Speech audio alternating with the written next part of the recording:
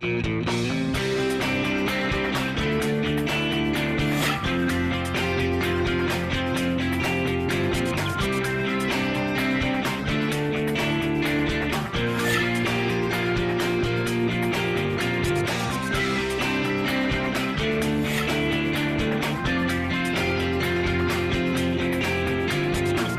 I'm Kristen Oaks-White. And I'm Avery Davidson. Thank you for joining us for This Week in Louisiana Agriculture, the only TV show bringing Louisiana farmers and consumers together every week. Fast food is a $200 billion a year industry, according to the website Statista. Anyone who has children knows young ones have their favorite fast food restaurants. Oh yeah, be it the Golden Arches or Chick-fil-A. That's how my son Luke says Chick-fil-A, Chick-fil-A. It's the goal of the American Farm Bureau Women's Leadership Committee to make sure these young people know fast food starts on the farm. Luke Davidson is on a quest. I'm looking for the chicken. The roosters and chickens are a short walk away. Over there? But his real quest is for knowledge. Roar, roar, roar. Okay, maybe he just wants to scare the animals, but he's learning along the way. You want to hold a chick? You gotta be very gentle with these. Learning is what the St. James Parish Ag Day is all about here at the fast food farm in Gramercy. Do y'all know what a beet is? It's a chance for young people to learn about agriculture using foods they already eat. Did you see all the animals? Owner and American Farm Bureau Women's Leadership Committee member Denise Email says this farm and this event show these children that food does not just appear at a fast food restaurant. Here, we make sure that they learn the origin of their food and who is responsible for providing us that food, but we also take them through the complex system of what it takes to get it to that finished product that they can so enjoy. And tomato can be called a fruit or a vegetable. Did y'all know that? Sherry Saylor is the chair of the American Farm Bureau Women's Leadership Committee. She says events at places like Email's Fast Food Farm are important. Something like this is so transparent. And I think that's what we have to do in agriculture, is be transparent about what we do. These children grow up, and these children are going to be the voters, these children are going to be the legislators, these children are going to know that they can go to a farmer, they can ask a question. It's not just about visiting here and having a fun day. For Luke, it was a very fun day. But if you're wondering why you did not hear more from him, well, let's just say toddlers and technology do not always mix. Dad, the camera pulling down my pants. The American Farm Bureau Women's Leadership Committee will hold other meetings at the farms of its members in the future. If you would like to learn more about the fast food farm, the Louisiana Farm Bureau, or American Farm Bureau Women's Leadership Committees, visit our website at twilatv.org. Places like Email's Fast Food Farm are part of a nationwide movement to develop agritourism. Agritourism is using farms and farmland for more than just raising food and fiber. With people becoming more interested in where all of that is produced, bringing them to where it all happens is becoming a business in and of itself. Corn mazes, for instance, are popular this time of year. They bring children and their parents out to farms to have a fun day, but it also gives them a lesson on what it takes to make that corn grow. That's why the LSU Ag Center is putting on a series of workshops starting this fall to help farmers develop agritourism on their operations. The Ag Center received a USDA grant to help develop agritourism in Louisiana, which is constantly expanding, according to Agritourism Coordinator Dora Ann Hatch. In Louisiana, so many things fit the definition of agritourism. We have hunting enterprises on agricultural lands. We have farm tours. Right now, pumpkin patches are very popular. Yellow Rails and Rice Festival will kick off in early November. It's one of the festivals that's actually certified in agritourism. Expanding agritourism isn't just good for the farmers involved, but is proven to be good for local and state economies. The financial impact of expanding agritourism is something that's still being measured, but the growing trend is bringing both money and interest into agriculture. Dr. Maria Bempasadou will be one of the guest speakers at the workshop on financial risk and rewards. We're going to structure it based on like the typology of agritourism, that either can have like an educational component and rural development component, or bringing people back to the farm, or as income diversification. The first two workshops will be held November 8th in Crowley and November 10th in Bossier City. Another two workshops are scheduled for this spring. To find out how you can register, you can log on to our website at twilatv.org. The technology produced by the LSU Ag Center is great for farmers and consumers, but also for the LSU Ag Center itself. Millions of dollars come back into the Ag Center each year in royalty payments, and that money goes back directly into funding more research. In this installment of Patently Louisiana, TWILA's Carl Wiggers shows us how LSU researchers are using agriculture to create new drugs. When you reach into your medicine cabinet, it's likely that you imagine this scene as the foundation for that remedy. However, for Christina Sabliov, her research in medicine actually begins here. It all starts in ag. That's where we started. We started by extracting these bioactives, vitamin E from rice bran, and we thought about using it in a different way to improve the health of the consumer. And that's where all the innovation came from. When Sabliov, a native of Romania, began with the LSU Ag Center more than 14 years ago, her focus was working on commodities like sugarcane, rice, and soybeans with the goal of extracting health-promoting components from those plants. Now all of that work is paying off. Sabliov and her team recently received a patent for their innovative new vitamin E conjugates. This patent actually is based on a vitamin E component. So we make a prodrug delivery system where we take a vitamin E, which is an antioxidant we're all familiar with. It's a hydrophobic antioxidant, and linking to another antioxidant such as vitamin C, a hydrophilic antioxidant, to form this vitamin E conjugate. Using this innovation, Sabliov and her team see major potential for this new technology. We have various ways in which we can use it. We can use it as a food additive to protect oxidation and increase the shelf life of the food, or it can be used as a drug because it has the ability to place itself at interfaces, and it's a powerful antioxidant. These interfaces are surfaces between two different substances, such as oil and water. Where these two meet, that's the interface. Being able to place this new drug at these interfaces can be used to fight bad cholesterol, or LDLs, in your body. It can protect low-density lipoproteins from oxidation, LDLs. And if we protect LDLs from oxidation, maybe we can prevent plaque formation and the formation of atherosclerosis. So it can be used as a cardiovascular drug. This research that she is so excited about would not happen without the partnership with farmers that the LSU Ag Center is so well known for. And that's what makes it exciting, because you can work at interfaces and use agriculture to save people's lives. Sabliov says that getting farmers on board with this research was easier than she thought. They get it, they know where this is going, and they want to be involved and supportive to this technology. They invest in this, and it's not a technology that will come to market next year, but they see the potential, and I'm happy to see that they do.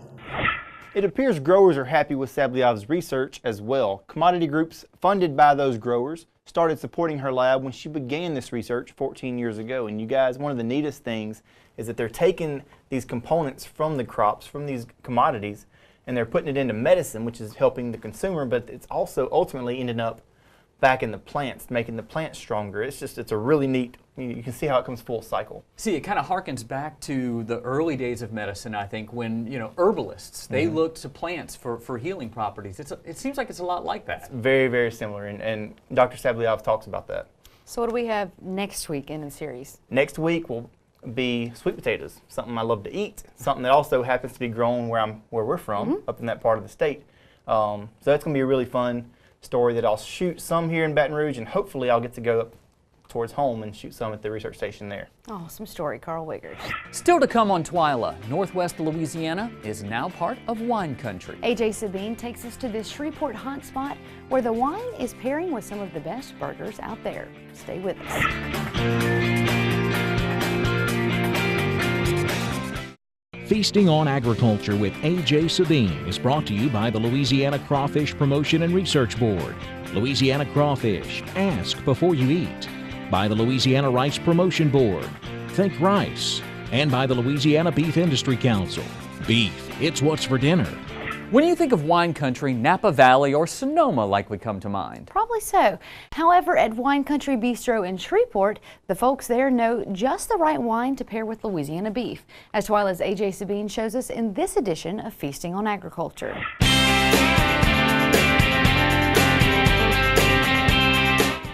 Hey there, folks. I'm A.J. Sabine, and welcome back to another exciting edition of Feasting on Agriculture.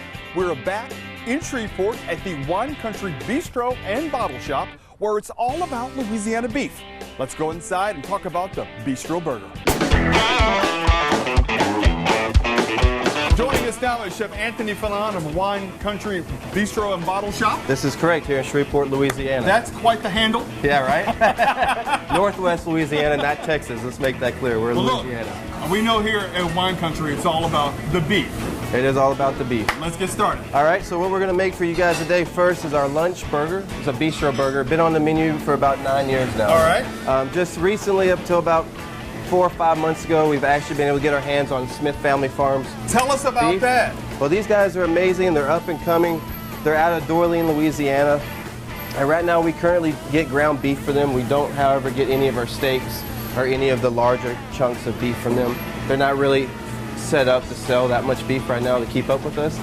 But they have a lot of extra ground beef that we're taking to make ground burgers for. So why did you pick locally grown ground beef as opposed to beef shipped in from California or Oklahoma or some other state? You know, we could easily do that, but it doesn't compare to the quality we get here locally out of our own back door. This is about 45 minutes away from our restaurant. We know these farmers very well. We know where the cows are at, so why not use those guys? Plus the money goes to support him and his family. Craig Smith from Smith Family Farm says it's good publicity for the farm to provide quality beef for restaurants like Wine Country Bistro and Blue Southern Comfort Foods. So they want high marbling, good tenderness, good flavor, and good yield grade. So not too much fat on the animal, but fat enough to have a quality piece of meat. Back in the kitchen, Chef Anthony begins with quality beef from Craig's farm. So how much do you start with? Right now we're going to kind of eyeball it, but when we're here in the bistro, we like to weigh them out to exactly 8 ounces. All right. It's an 18-20 blend. Beautiful ground meat. Has a lot of flavor in it. And our burgers are real simple, real straightforward here. You want to get a nice little patty going. We're going to say that's about 8 ounces. Normally you would weigh that out. Normally we'll weigh it out for portion control reasons. Right. So what we're going to do here, get our patty nice. You don't want to work it too much. That's beautiful. It's going to be a great burger. Look at the marbling in the ground beef. That's what I like that. And they have amazing product, and they're local, and they do operate with all the farmers markets and everything like that. Chef Anthony, tell us about that connection between agriculture and some of the dishes that you prepare here at Wine Country. Well, you know, I can tell you this whole farm-to-table movement, about 6 years ago, we really started on the forefront of bringing awareness about farm-to-table here in Shreveport. And with our background, Jason Brady and my background, we both studied in bigger cities. He's from Charleston, from here, but studied in Charleston. I studied in San Francisco. And that farm-to-table movement is real big all across the country. But with here, when you look out your back door, you realize we have just the same here. Why not support it? What do you have here, Chef? So this is our regular bistro burger. What we have here is real simple. People love it. It's our nice, beautiful grilled medium rare burger. We do a little bit of fresh grilled red onions attached to it. What does that do to the flavor when you add that grilled onion? It brings a nice sweetness out. It gives it a nice little bit level of smokiness to add to the burger.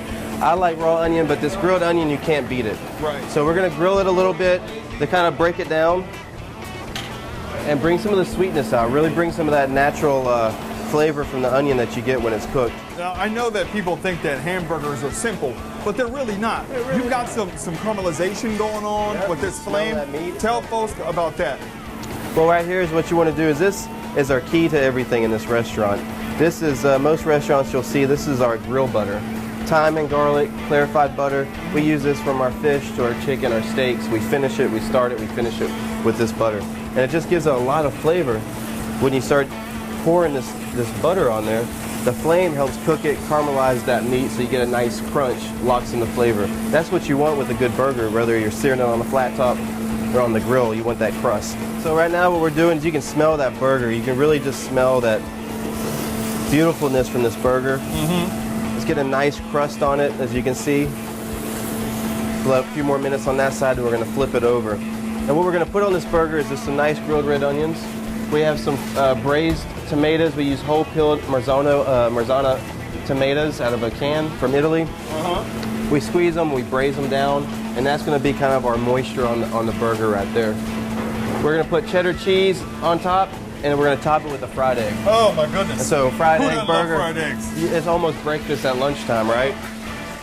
Are you gonna let me cook the egg, Chef? I might let you. How is your brunch? Have you cooked brunch before? We can work with that. We can work with that. A little bit. Yeah. Yeah, sure, go for I it. cook brunch all the time. I get told that a lot, so we'll see what you're about. Are you kidding me? Brunch? I'm brunching right now. You're brunching right now. Brunching right now. So you go ahead. We're gonna turn this on. Okay. And I like a sunny side up egg. I'm gonna let you guys eat the burger, so whatever you prefer. I like sunny side up. I like sunny side up. Myself. Are you kidding me? So this is why I'm so big and so well grown. Oh, they call it voluptuous. That's what I say. You're making me feel like Humpty Dumpty right now. Don't get nervous. Oh, me? No, yeah, not at don't all. be nervous. Not at all. Oh, you're hired. Oh, no. Oh, no. Give me a spoon, Chef. That's all right. Spoon, right here. Spoon. I need a spoon. There you go, right here. Just stick it right there. You can stick it right Where here. do you want me to put it? Right here. The guys will get it. That's how this operates, just like this. Here you go, guys. So look, I was able to crack it. Hey, it's beautiful. Pretty well. Hey, I've seen a lot worse happen. Okay. Nobody got injured in the making of this burger today, right? So far. So we got here. We're gonna do that. Get that nice and seasoned. We're gonna get one of our French skillets. You always want to have a nice black French skillet. Why? Why is that important? It's just heavy, solid, and just the weight of it. You get a nice cook, nice sear. That's what I prefer. We're gonna add a little bit of butter just to get the pan nice and where we need it to be. Add our braised tomatoes. Now these have already been cooked down with some garlic and some thyme, but we're gonna warm them up so that burger comes together. Then we have our burger, our brioche bun. Now, unfortunately, we don't make the bun here, but we will when we move across the street. We have a whole pastry department over there, bread ovens, the whole 9 yards. Right. We've attempted to make our own bread here. I feel that our ambition's a little higher than the space allows us to be, so we had to pull back the reins a little bit. I understand. So what we have here is our nice, beautiful Smith Family Farms burger. You know, we also have 3 properties. Not only just with Wine Country, but we have Parish Taco downtown and Zocalo's Neighborhood Eatery, and all of which are farm-to-table concepts. You can find any of the farmers, same farmers I use, you can find on any of our menus across the board, and all the chefs in this organization are strong believers of farm-to-table. I like 1 slice, but we're going to do 2 slices because we're going to make it extra cheesy for you guys today. Well, that looks great, Chef, but when we get back, we'll show you how this magnificent, succulent bistro burger looks when we return. Stick around, we'll be right back.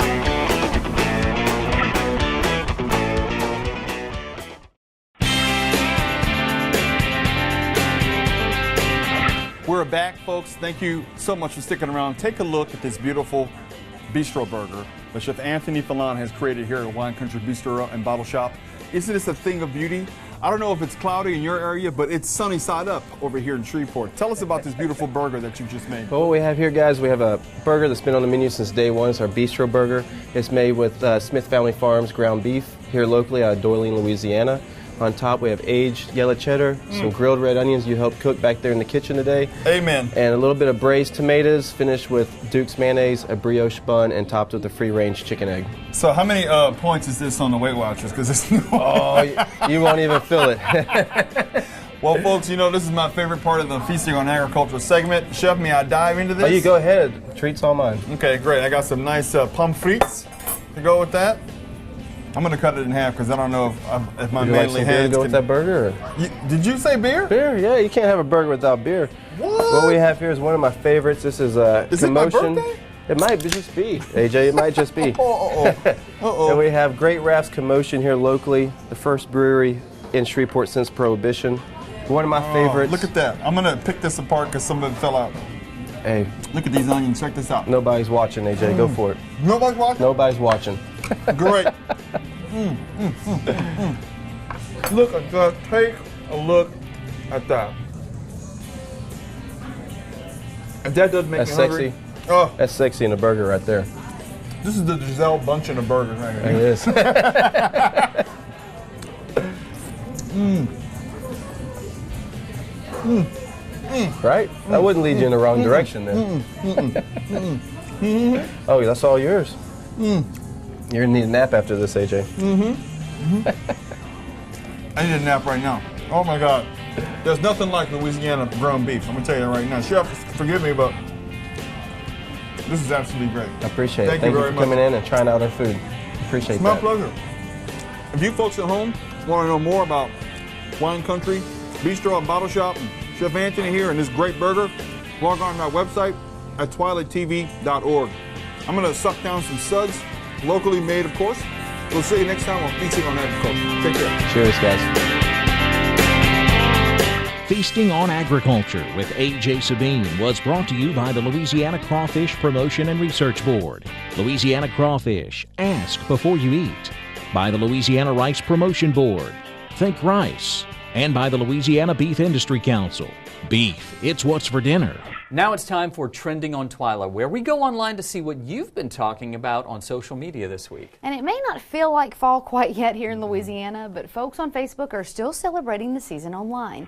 From pumpkin patches to pumpkin spice recipes, we saw lots of orange-filled posts on our newsfeed this week. Vicki Frisch posted this picture of her grandchildren visiting their local pumpkin patch. In fact, lots of parents and grandparents visited pumpkin patches over the weekend, and many people also commented on the hot 90-degree weather as they posted their pics on social media. Kelsey Best shared this picture from her pumpkin patch that she thought she was growing, but to her surprise, she actually planted gourds instead of giant pumpkins. Now that's pretty funny. Oh my gourd. KALB News in Alexandria featured CM Farms Corn Maze in Dry Creek, where visitors can sample some of Louisiana's best agritourism and find lots of fall fun in the process. This week, people were also busy carving pumpkins for decorations.